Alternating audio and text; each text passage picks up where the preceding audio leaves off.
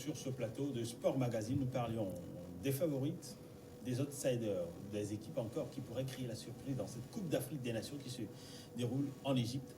Et nous étions sur le groupe C qui est composé du Maroc. Non, pas du groupe C, du groupe D. Du groupe D, non, du groupe C. Du groupe C, voilà, composé du Sénégal, de la Tanzanie, de l'Algérie et du Kenya. Oui. Sénégal, Tanzanie, Algérie, Kenya, il faut noter dans ce groupe que c'est le retour en grâce des pays d'Afrique australe et d'Afrique orientale, puisqu'on a la Tanzanie et le Kenya qui, grâce à ce format à 24 équipes, est parvenu à se qualifier en Coupe d'Afrique des Nations. Maintenant, on a le Sénégal et l'Algérie. Le Sénégal, en termes d'effectifs, c'est le grandissime favori, puisque c'est un effectif à ne plus présenter, avec Kalidou Koulibaly qui évolue au niveau de Naples, qui est aujourd'hui l'un des meilleurs défenseurs au monde, dans le top 5. C'est le meilleur défenseur africain. L'un des meilleurs défenseurs au monde, je l'affirme et je le confirme. C'est l'un des meilleurs défenseurs et le meilleur défenseur africain. Voilà. Donc Kalidou Koulibaly, Rissa Ganagay, qui est aujourd'hui convoitise au niveau du Parc des Princes, c'est-à-dire du Paris Saint-Germain. C'est une équipe qui a un pléthore de joueurs qui évoluent, qui est tous titulaires dans leur équipe. Maintenant, l'Algérie, je crois que là, il y aura une petite surprise parce que c'est l'année où on attend le plus moins l'Algérie. C'est l'année où l'Algérie est le plus moins attendue. C'est plus l'année où l'Algérie venait avec les Karim Ziani, les Boutaïb et puis l'Abdelaziz Bouadouz qui évolue au niveau du Celta Vigo. C'est plus l'année où l'Algérie venait avec cette équipe flambant neuve et en fait une bonne prestation en Coupe du Monde 2014. Soldé par un huitième de finale face à l'Allemagne. C'est l'année où on attend le moins l'Algérie et je crois que c'est l'année où l'Algérie nous surprendrait le plus. Maintenant, le Kenya, avec sa génération transgénérationnelle de joueurs, je veux parler là de leur star Victor Wanyama qui est au niveau de Tottenham Hotspur. On sait que Victor Wanyama, c'est le cousin proche de Mariga. Mariga qui avait joué à l'Inter, avait remporté la Ligue des Champions avec l'Inter en 2010. Descendant aussi d'un certain Denis Oliech, qui est aussi footballeur qui a fait les belles heures de la Ligue 1, de la JOCR en l'occurrence. Donc c'est un peu ce méli-mélo là qui va composer ce groupe. Mais je crois que l'Algérie va nous surprendre et le Sénégal va être plus fort mentalement parce que si le Sénégal ne parvient pas à sortir en tant que premier dans ce groupe, c'est un peu ça va sonner le glas psychologique au niveau de cette équipe. Pourquoi pas sur le reste de la compétition. Et en tout cas, Aliou Cissé, le sélectionneur sénégalais, il essaie de temporiser en disant que le Sénégal n'est pas forcément favori pour cette compétition. Vous le trouvez évidemment favori, une équipe favorite dans cette poule. Aliou Cissé est tout simplement en train de faire de la communication. Il est dans cet aspect, il est dans son rôle de pouvoir faire descendre la pression qui pèse exactement pour préparer psychologiquement les joueurs ne pas se voir déjà dans les coulisses avant qu'ils ne partent en Égypte. Le président, son excellence Macky Sall, l'a bel et bien dit. Il a corroboré les propos de Maître Augustin Senghor, le président de la Fédération sénégalaise de football. Monsieur allait nous chercher pour une fois ce titre. Donc c'est dire que c'est révélateur de ce désir-là des autorités sénégalaises de pouvoir remporter une première Coupe d'Afrique des Nations. Le Sénégal qui court des restes de Coupe d'Afrique des Nations depuis des lustres. Le meilleur résultat en phase finale, c'était en 2002 au Mali, avec cette belle génération, la génération dorée, El Hadji Diouf, Halidou et Fadiga et Henri Camara. C'était un peu dommage face au Cameroun au tir au but. Cette fois-ci, le Sénégal, pour cette dernière compétition, était toujours attendu. Mais elle déçoit toujours. Cette fois, cette formation est arrivée à maturité. Ça fait pratiquement 4 ans qu'ils sont rentrés dans ce nouveau cycle avec Aliou Cissé qui a mis sur place, qui a mis sur pied une équipe assez compétitive qui véritablement a des atouts à faire valoir, des qualités physiques, athlétiques, avec des joueurs Cheikhou Kouyaté au milieu de terrain, Halidou Koulibaly, tu en as parlé, et Badoun Diaye dans le cœur du jeu, avec un jeune également, Krépin Diatta, qui sera peut-être la surprise dans ce milieu de terrain. Et en attaque, c'est la crème des crèmes, Sadio Mané, qui a remporté la Champions League avec Liverpool comme un buteur de la première ligue avec Pierre-Emerick Aubameyang et son partenaire Mohamed Salah. C'est une formation qui a un mélange de rigueur tactique et de créativité en attaque. Donc c'est dire que cette formation sénégalaise a véritablement le vent en poupe pour aller remporter ce titre. Maintenant, la réalité de la pelouse est tout autre. Est-ce qu'ils vont arriver à pouvoir être sur eux, sur le terrain? On attendra de voir. J'aimerais également appuyer par rapport à cette formation du Kenya qui va aborder cette compétition avec un coach Sébastien Migné, l'ancien sélectionneur argent des Éperviers du Togo. Le Kenya a un retour dans cette compétition après la dernière participation en 2004. De l'autre côté également la Tanzanie avec son joueur Samata, Ali Mwana Samata, qui a fini meilleur buteur du championnat Jupiter League en Belgique. Donc c'est dire que c'est une poule assez relevée. C'est vrai, la Tanzanie et le Kenya ne sont pas des habitués de la compétition, mais elles peuvent créer la surprise dans cette poule. Et on a également la poule D, composée du Maroc, de Hervé Renard. On a également la Côte d'Ivoire. Le premier match, ce sera entre l'Afrique du Sud et la Côte d'Ivoire. Ensuite, on aura droit à un match. Je me perds un peu. Entre Maroc et Namibie. Hein. Oui, Maroc-Namibie, voilà, justement. Oui, voilà. Donc, l'équipe d'Hervé Renard, elle est aussi mondialiste. Moi, je m'attelle à cette caractéristique parce que elle est vraiment essentielle, parce que ces équipes ont eu du vécu en Russie, ce qui leur a forcément servi. L'équipe marocaine a déjà fait une très bonne participation en 2017, où ils étaient dans un groupe pas du tout facile avec le Togo, on se souvient, et une certaine Côte d'Ivoire déjà à l'époque. Donc je crois que les Ivoiriens ont une petite revanche à prendre, même si c'est plus le même groupe avec beaucoup de nouveaux venus, en l'occurrence Nicolas Pépé, Maxwell Cornet, qui sont de retour en Côte d'Ivoire dans le pays d'origine. Je pense que cette équipe marocaine, elle est la mieux armée parmi toutes les 24 équipes, les 24 sélections africaines, à pouvoir aller chercher ce titre. Parce que pourquoi l'équipe marocaine, elle a les aspects physiques, parce que la CAN, c'est une compétition à la fois physique, tactique. Ils ont un coach très intelligent, très expérimenté. Hervé Renard, très technique. On a pu aller présenter Hakim Ziyech, Boussoufa, qui a fait beaucoup de CAN.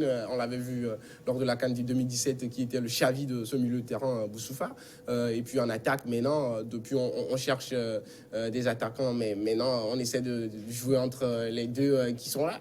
Donc, je crois que cette équipe-là, elle est mieux assise, même si Benati, leur capitaine, n'est plus dans l'élite européenne, qu'il est parti dans les destinations exotiques, comme on le dit. Je crois que cette équipe marocaine, elle est clairement favorite de ce groupe, même si la Côte d'Ivoire a un effectif très juteux. Je vais prendre le compte-pied parfait de mon cher ami Junior. Cette formation marocaine a quand même des atouts, mais sa faiblesse réside en attaque. Elle n'a pas de joueurs d'attaquants.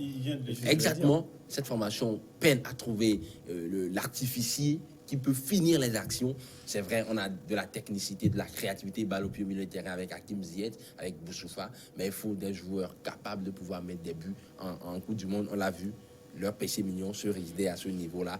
Soufiane Boutaïb aujourd'hui ne rassure pas en attaque. Donc voilà un peu le temps d'âge de cette formation marocaine. Et la Côte d'Ivoire peut véritablement profiter de cela pour finir premier de cette poule. La Côte d'Ivoire revient très fort à mon sens parce qu'aujourd'hui ils ont un effectif assez complet, même si ce sont des jeunes joueurs. Je pense qu'ils sont arrivés à maturité. Nicolas Pépé, le natif de Mantes-la-Jolie, va véritablement apporter beaucoup à cette ligne d'attaque ivoirienne. Jonathan Kodia également, Wilfried Zaha, qui véritablement est très attendu dans cette compétition. En défense également, nous avons un certain Wilfried Cano, Serge Stéphane Fabrice Aurier, qui est investi de ce rôle de capitana. Donc je pense que cette formation d'Ibrahim Kamara n'a pas droit à l'erreur. Il y a également la nation arc-en-ciel dans cette poule. Exactement.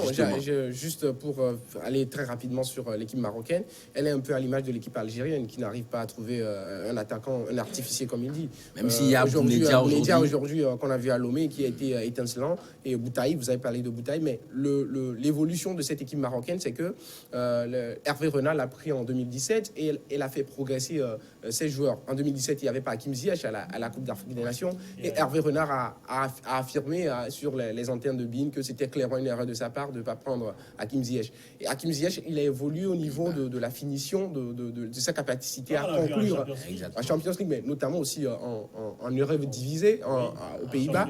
Donc, il a élevé son niveau de finition, je crois que ce sera un plus, même si cette équipe a un poids qu'en attaque. Ouais, l'Afrique du Sud. La nation arc-en-ciel, les beaux Motiba, ça rappelle Motiba en Ligue 1 et son compère d'attaque. Ouais. L'Afrique du Sud qui est passée dans un trou de souris, il ne faut pas oublier, avant de se qualifier pour cette Coupe d'Afrique des Nations, puisqu'on a homologué jusqu'à la dernière journée, avant que l'Afrique du Sud ne puisse se qualifier pour cette Coupe d'Afrique des Nations. Mais je crois que l'Afrique du Sud fera partie de ces équipes qui feront un beau jeu, mais qui, à un certain niveau, auront des limites. Voilà. Oui, cela a fait justement l'objet de l'un de mes articles sur Afrique Infosport, le site d'information sportive africaine. Lebo Motiba, l'association Lebo Motiba et Percy Tao, le tandem de feu qui pourra peut-être faire rêver la nation arc-en-ciel. Cette nation arc-en-ciel a à sa tête Stuart Baxter, le sélectionneur écossais, qui a redoré le blason de cette sélection sud-africaine. Je pense que cette sélection sud-africaine, aujourd'hui, c'est le beau jeu qui est prôné par ce coach. Est-ce que ça suffira pour aller faire très mal à cet adversaire? On attendra de voir. Alors, on a également le groupe E, l'avant-dernier groupe. Dans cette poule, vous avez le Mali, la Mauritanie, et encore la Tunisie et l'Angola. La Tunisie, hein, c'est mon coup de cœur. Hein. Je ne le cache pas depuis des années en Coupe d'Afrique des Nations et en Coupe du Monde, puisque c'est l'équipe qui a le jeu le plus cohérent parmi les équipes africaines. Mais maintenant, on sait que depuis qu'ils ont gagné la Coupe d'Afrique des Nations en 2004 contre le Maroc, ils peinent à franchir l'étape des quarts de finale. Et c'est tout le challenge qui est aujourd'hui proposé à Alain Giresse. Maintenant, Alain Giresse, il a eu un peu cette malchance, entre guillemets, d'avoir une Coupe d'Afrique au format 24, ce qui veut dire qu'avant d'aller en quart de finale, il faut passer les huitièmes de finale, aller en quart de finale, donc la demi-finale, ce n'est plus le même contexte. Mais avec l'expérience qu'a Alain Giresse, puisqu'on sait qu'il a déjà eu à coacher les équipes comme le Sénégal et le Mali, je crois que cette équipe tunisienne, maintenant, c'est l'année ou jamais pour pouvoir maintenant aller en demi-finale et pourquoi pas en finale. Moi, je les ai vus à la Coupe du Monde. C'est l'équipe qui est sortie, a vu jeu dans les yeux les équipes européennes et les équipes sud-américaines. Et elle s'en est sortie même avec une victoire face au Panama. On se souvient avec Wabi Kazri. Donc, je crois que la Tunisie, c'est une équipe à surveiller dans ce groupe. Oui, Henri. Une formation suivrait avec un joueur phénoménal. On n'en parle pas beaucoup. Naim Sliti, le joueur de Dijon. Celui-là même qui a permis à Dijon de pouvoir se maintenir en Ligue 1 conformément avec ces barrages-là qu'ils ont joué avec le Racing Club de Lens. Donc c'est une formation tunisienne qui a véritablement cette rigueur tactique et cette discipline tactique-là aujourd'hui. C'est une formation tunisienne qui n'attaque plus comme avant, mais elle est assez solide. Je pense qu'elle a des choses à faire valoir dans C'est le Mali.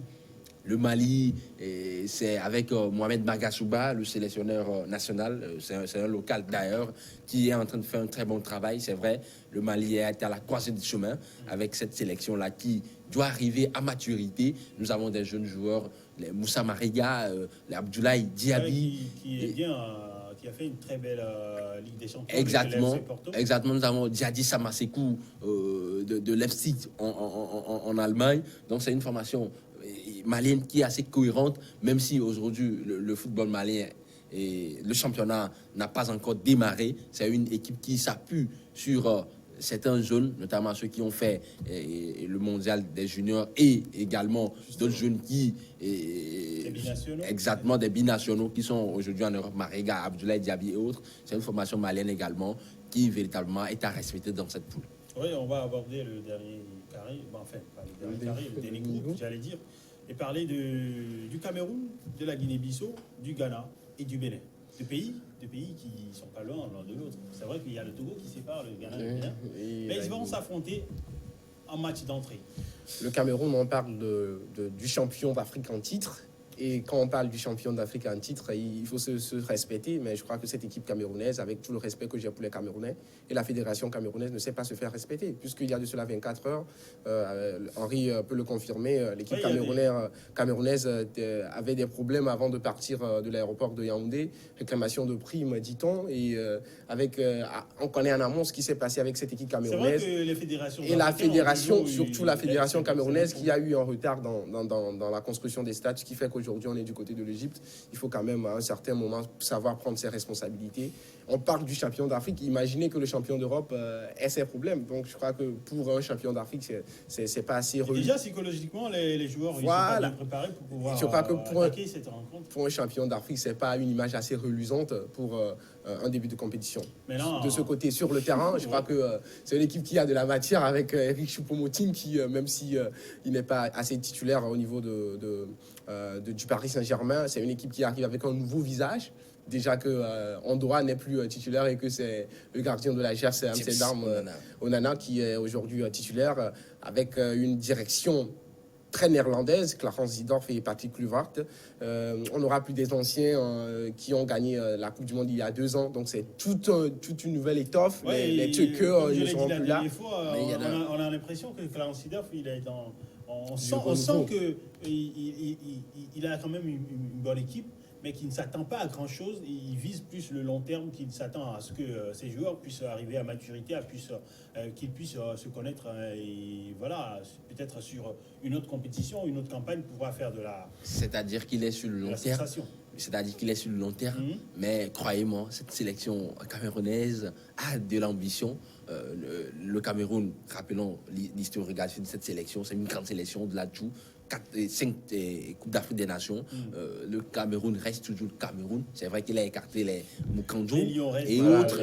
Mais aujourd'hui, il y a quand même de la matière, des joueurs qui ont eu à remporter cette CAN et d'autres joueurs qui ont intégré la tanière des Lions. On en parle de Michael Gandeux, Ngatu, qui sera la sérénité en défense avec Yaya Banana. En attaque également, vous avez un certain Stéphane Baoken qui a intégré cette tanière des Lions-là. Donc, c'est dire que cette formation camerounaise a de la valeur. Et cette couche sera très difficile parce qu'il y a également le Ghana et le Bénin. Vous avez également écrit un article sur le Bénin. Exactement. J'ai proposé une solution à Michel Dussuyer. Probablement, ça sera l'équipe titulaire l'équipe type face au Ghana, à l'absence de Stéphane Sessegnon, avec une charnière centrale composée de Khaled Adenon et d'un certain Olivier Verdon. Il y aura beaucoup de créativité au milieu du terrain avec un joueur comme Sebio Sokou qui joue en 2e division en Allemagne. En attaque, ça sera véritablement l'efficacité avec Steve Mounier qui peut faire parler ses qualités de jeu de haut but. Et sur les côtés, ça va très vite avec l'agilité d'un certain David Digla. De l'autre côté également de Jordel Dossou. Donc c'est une formation béninoise qui est capable de s'adapter aux qualités de l'adversaire et qui peut surprendre à tout moment. C'est vrai, le Ghana a expérimenté de la compétition parce que le Ghana souvent finit dans le dernier carré, même si la dernière Coupe d'Afrique des Nations remportée, c'était en 82 en Libye avec Abedi Pelé. Le Ghana est très attendu également par la nation ghanéenne. C'est vrai, il y a eu des problèmes. En temps, le président essaie de pouvoir remettre de l'ordre dans les choses. On attendra de voir ce que ça va donner. Ouais, un dernier mot avant que de crise en crise. On est passé du Cameroun à la crise ghanéenne que Henri a évoqué sommairement. Je crois que le Bénin, lui, ce qui est intéressant dans cette équipe du Bénin, c'est qu'il joue avec ses forces. C'est une équipe qui ne surévalue pas ses forces. On a eu l'occasion de le voir face au Togo. Ils savent que le Togo est une équipe qui est supérieure techniquement et ils ont dû s'adapter à leurs adversaires. Donc c'est ce qui est intéressant au niveau de cette équipe béninoise. Le Cameroun, moi, je reste encore un peu dubitatif parce que le Cameroun, il a remporté la Coupe du Monde, la CAN 2017, mais c'était pas la CAN qui va rentrer dans l'histoire. Hein. C'était pas une CAN aussi enchanteresse. Mais ça demeure quand même une CAN. Comme on l'espérait. Et puis le Cameroun n'était pas favori avant cette CAN, donc il faut faire attention parce que c'est une équipe qui sait surprendre. Le fighting spirit camerounais.